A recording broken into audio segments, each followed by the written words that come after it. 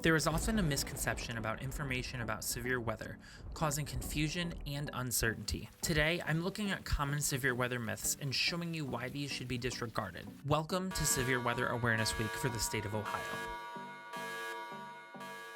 Hello everyone, my name is Davis Wells and I'm a broadcast operational meteorology student. It is crucial to understand the elements about severe weather with true and accurate information. Myths are fairly common within the meteorology field. The purpose of this video is not to scare you, but show you that Ohio is not immune to severe weather events. Let's dive in and look at items that many believe are true for severe weather.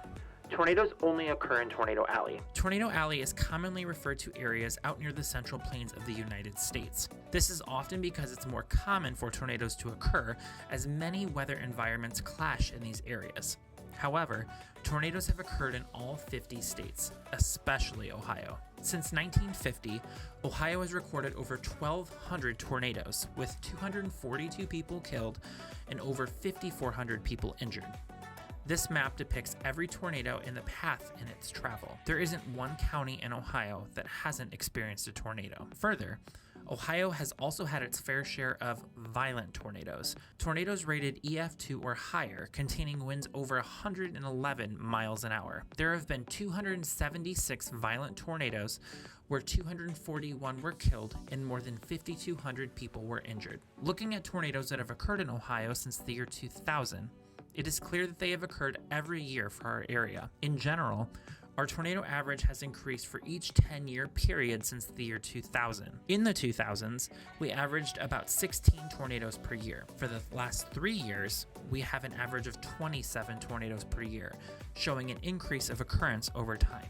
An important step to remaining safe during a tornado is having a plan to execute should you become in imminent danger. Most Ohio homes have a basement or crawl space, which is the safest location to be during a tornado.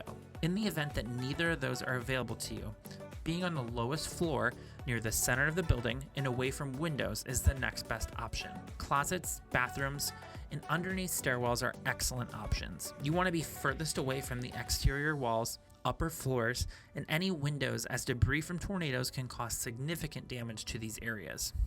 Opening windows during a tornado will equalize pressure and minimize damage. While there is a pressure difference between a tornado and the air within your home, opening windows will not do anything to minimize damage. Tornadoes are much larger than your home, typically at least 10 times wider than a typical home. Tornadoes don't care about your windows being open. They will carve a path of destruction regardless of what is in its way. Winds within a tornado are circulating upwards, causing items to be lifted within the atmosphere. This will typically cause roofs to be pulled away, windows to shatter, or garage doors to be blown in, sending debris that was previously picked up to be launched into your home.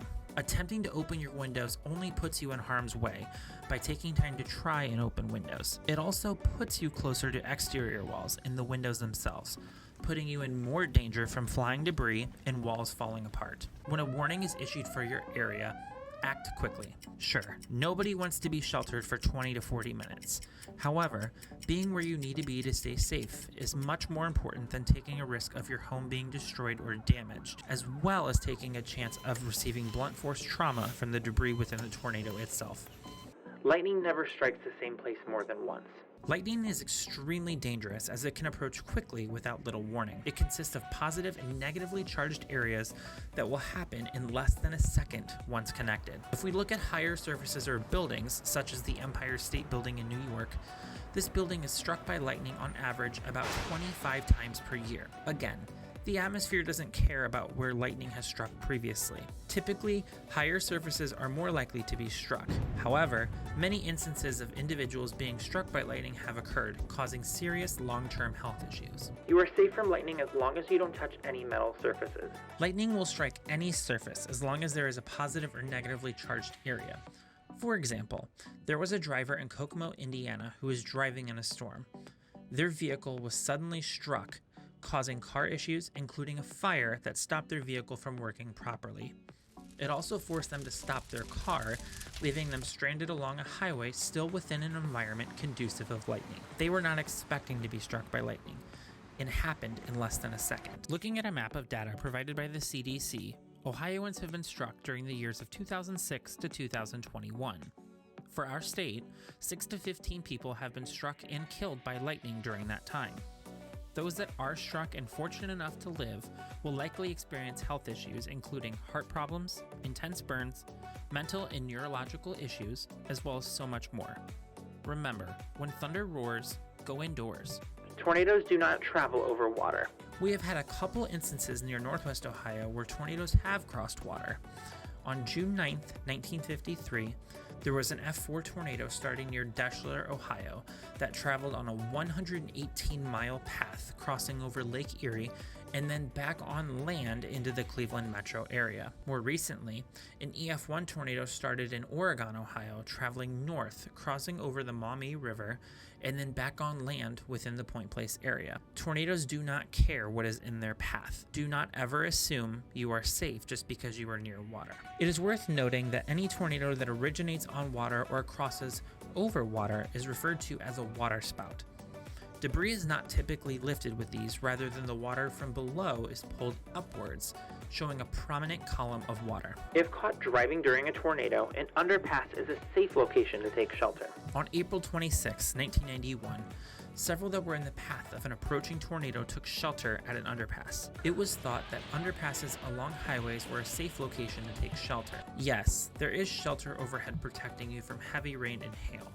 But if a tornado approaches or nears an underpass, there is a wind tunnel effect created, causing winds to be enhanced or strengthened within the underpass. This is due to less space and winds being forced under a bridge, but being forced above the surface. Debris picked up from tornadoes will be sent faster through these areas, including a greater chance for you to be blown away.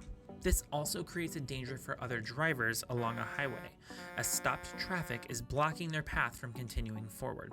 Heavy rain can reduce visibility, providing drivers little to no time to react, potentially causing an accident. You would then have a car accident victim near an approaching tornado. Large vehicles are safer to drive through floodwaters. While heavier vehicles are harder to pick up, floodwaters can move any vehicle or quickly create danger with just a few inches of water. It's also difficult to tell whether a road is perfectly flat.